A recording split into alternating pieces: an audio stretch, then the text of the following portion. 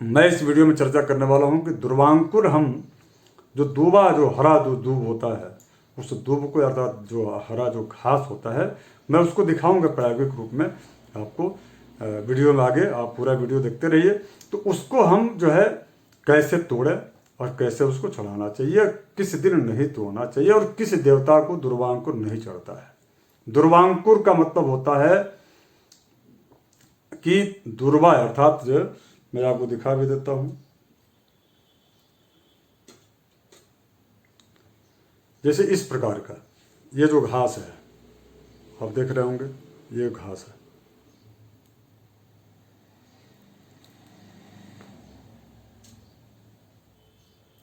ये जो घास है, अब ये पूरा इसको हम कहते हैं इसको पूरा घास, ठीक है।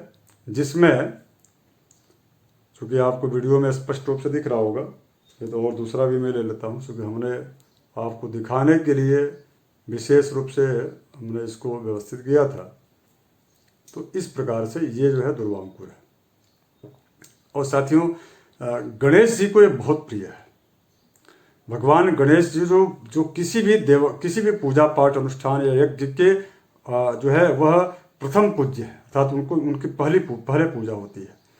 अर्थात विघ्नों उस यज्ञ में, उस कार्य में, उस व्यक्ति के जीवन में, उस व्यक्ति के व्यापार में, उस व्यक्ति के कैरियर में, किसी भी प्रकार के। और यह जो बुध है, जो ग्रह होता है, यदि बुध ग्रह नीच का हो, बुध ग्रह अस्त, प्राय अस्त होता है बुध ग्रह कुंडलियों में, तो उस यदि बुध ग्रह अस्त है, उसकी वाणी जो है वह दूषित हो गई है, या किसी भी प्रकार से वह व्यक्ति हकला करके बात करता है, यदि उसके बच्चे के द्वारा बहुत प्रभावी ढंग से किसी बात को वह यदि व्यक्ति नहीं प्रकट कर पा रहा है, प्रकटीकरण की स्थिति उसकी बड़ी अच्छी नहीं है, तो ऐसी स्थिति में बुध ग्रह को मजबूत करने की आवश्यकता होती है। और बुध ग्रह को मजबूत करने के लिए भगवान गणेश जी का दुर्वांकुर से, अर्थात ये जो दूब है हरा दूब, इस दुर्वांकुर से, ये अभी अंकुर नहीं बना है, अभी ये दूब है, तो दूब से जो है दुर्वांकुर से भगवान गणेश जी को की अर्चना करनी चाहिए। अब ये दुर्वांकुर कैसे बनेगा मैं आपको इसके लिए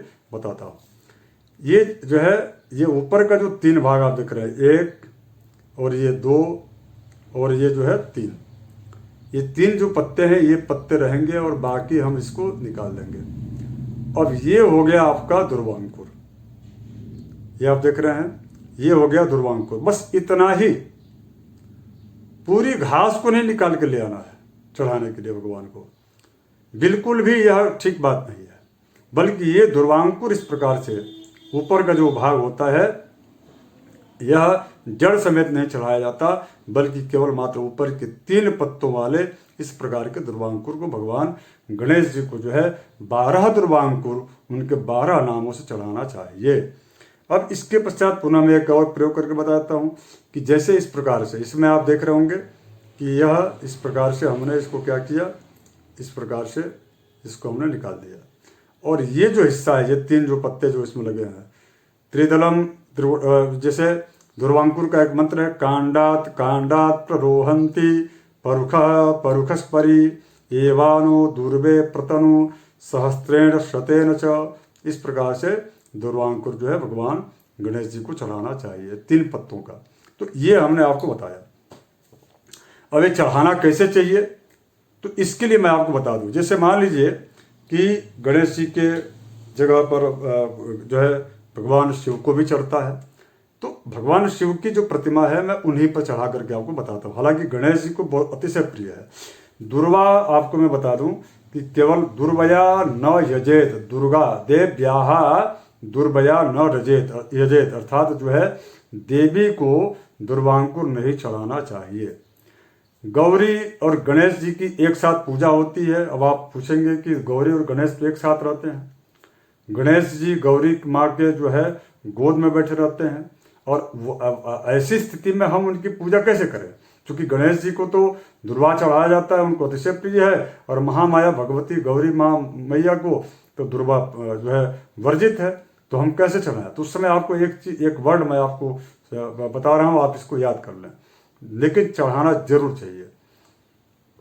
यह माँ देवी को चढ़ाने का मतलब यह नहीं कि उनसे स्पर्श नहीं कराना चाहिए। स्पर्श तो हो सकता है, किंतु जो आप प्रकटीकरण जो आप कर रहे हैं, अर्थात ध्रुवांकुरम समर्पयामि देव्याः ध्रुवांकुरम समर्पयामि, ये नहीं बोलना है, बल्कि क्या बोलना है, गौरीम विहाय गणपतये, गौरीम अर्थात गौरी को छोड़ करके गणपतये ध्रुवांकुरानि समर्पयामि, इस प्रकार की बात को बोलना। अर्थात गौरीम विहाय गणपते नमः यह ध्रुवांकुरानि समर्पयामि, इस प्रकार का चीज बोलना। अर्थात गौरी को छोड़ करके यह ध्रुवांकुर मैं अपने मनोभाव से उस मनोभाव का प्रकटीकरण करते हुए, हे गणेश जी हमारे इस ध्रुवांकुर को आप जो है ग्रहण कीजिए। अब मैं यहाँ पर चढ़ाता हूँ, यहाँ पर भी वही स्थिति होगी, क्योंकि ये जो अर्घा है यह महामाया भगवती पार्वती का स्वरूप है और ये भगवान शिव हैं, तो इनको जो है, और भगवान शिव की यहाँ पर पुत्रियाँ भी रहती हैं,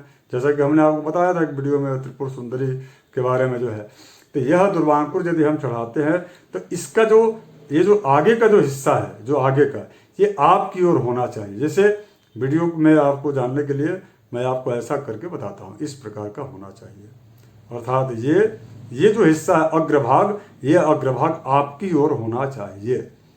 ऐसा यदि आप करते हैं, 12 ध्रुवांकुर गणेश जी को चढ़ाते हैं, तो आप निश्चित मानिए कि आपके व्यापार में, आपके कार्य क्षेत्र में, यहाँ तक कि बौद्धिक क्षमता, ज्ञान और बुद्धि के चूंकि प्रदाता हैं गणेश जी, निश्चित रूप से आपकी समस्त मनोकामनाएं जो है इस प्रकार की पूर्ण होती है। और योग्यता, आपकी जो विज्ञता, आपके अंदर जो तज्ञता है, अर्थात किसी भी प्रकार की चीज़ों पर आपकी यदि जो आपका रिसर्च है, शोध है, शोध करने की शक्ति और पढ़ाई में मन लगाने की तत्परता, तथा शिक्षा के क्षेत्र में, बौद्धिकता के क्षेत्र में और स्मृति, इन सारी चीज़ों को गणेश जी देने वाले होते हैं। और गणेश जी की आराधना चूंकि विशेष रूप से जितने भी छात्र हैं, जितने भी व्यापारी हैं, सभी वर्गों के द्वारा की जाती है, क्योंकि सभी वर्ग में इनकी स्वीकार्यता है।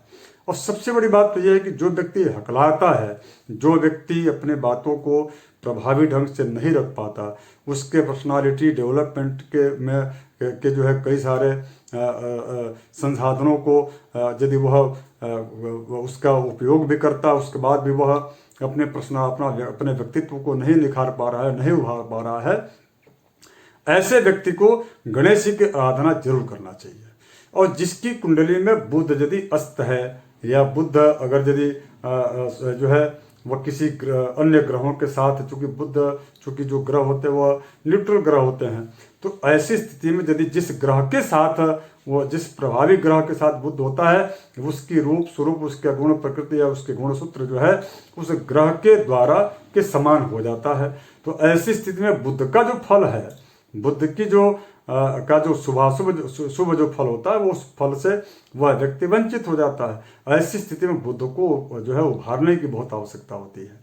तो और विशेष करके जो इंजीनियरिंग क्षेत्र में है, जो विशेष करके व्यावसायिक क्षेत्र में है, जो विशेष करके आर्थिकी या विनियामक या नियामक क्षेत्रों में है, या जो लोग योजनाएं तैयार करते हैं, जो लोग किसी भी चीज़ को तैयार करते हैं, प्रारूप तैयार करते हैं, ऐसे लोगों को, या इस प्रकार के सर्विस देने वाले जो लोग होते हैं, उनको विशेष रूप से गणेश जी की प्रतिमा का अपने ऑफिस में, कार्यालय में स्थापित भी करने चाहिए। और उनको ध्रुवांकुर, और ये विशेष रूप से ध्यान रहे कि केवल मात्र ध्रुवांकुर के इस तरह से जड़ समेत ला करके चढ़ाना नहीं चाहिए। ये जो जड़ है, यह जड़ समेत ला करके नहीं चढ़ाना है, बल्कि उनको इस प्रकार से ध्रुवांकुर जो है, या 3 पत्तों का जो ध्रुवांकुर है, वह अपनी ओर गणेश जी के ऊपर रख करके चढ़ाना चाहिए। और 12 ध्रुवांकुर यदि आप चढ़ाते हैं तो बहुत अच्छी आपको जो है इसकी फल की प्राप्ति होगी, आपकी मनोकामनाएं पूर्ण होंगी।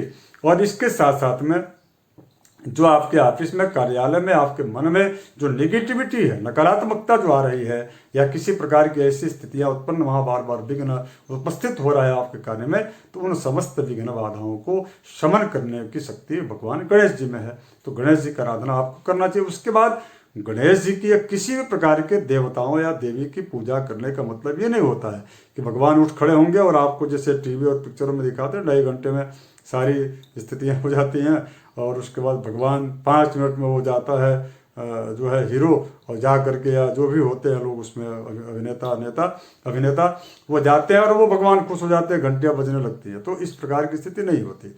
यह तपस्या की बात है, यह तपश्चर्या की बात है। भगवान की स्तुति करने मात्र से आप उनका अनुभव करते हैं। और आजकल तो प्रायः देखा गया है कि हिंदू सनातन धर्म के जुड़े हुए प्रतीकों और उनके देवी देवताओं पर लोगों के द्वारा टिप्पणियां की जा रही हैं।